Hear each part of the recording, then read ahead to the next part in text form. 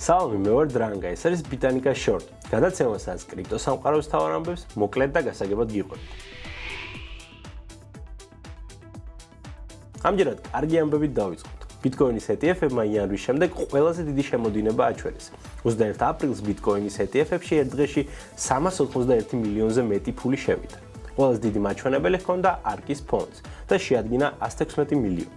მიუხედავად სავაჭრო ომისგან გამოწვეული წნეხისა, ინვესტორების ინტერესი ისევ აქტიურდება. მოგეხსენება 7 აპრილს Bitcoin-ი 74,000-მდე დაეცა, მაგრამ ახლა აღდგენას იწყებს. BlackRock-ის Bitcoin-ის ETF-მა IBIT-მა 41 მილიონი მოიზიდა, რაც პოზიტიური სიგნალია.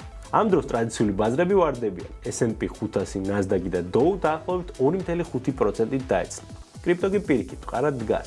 ბაზრის საერთო კაპიტალიზაცია სამ დღეში 800 მილიარდით გაიზარდა და 2.8 ტრილიონს გადააჭარბა. Bitcoin-ის ფასი მიუახლოვდა ბოლო 4 კვირის მაქსიმუმს. სხვადასხვა ფინანსისტი რობერტ კიოსაკი პროგნოზირებს, რომ Bitcoin-ი შეიძლება 200,000-მდეც ავიდეს.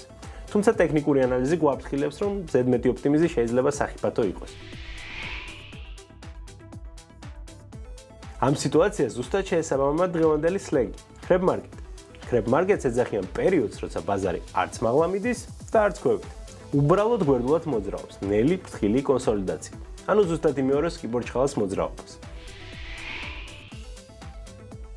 და რაც შეეხება სიახლეებს Bitanica-ს. პირველ რიგში შეგახსენებთ, რომ იწყება რიგით მეორე ტრეიდინგ ჩემპიონატი. ამისთვის თქვენ უნდა შეავსოთ ფორმა, ივაჭროთ სპოტზე ან კონვერტაციით და ყოველ ტრანზაქციაზე გამოიმუშავოთ BTC ტოკენები. ვინც ყველაზე მეტს დააგროვებს, მოიგებს MetaQuest 3-ს.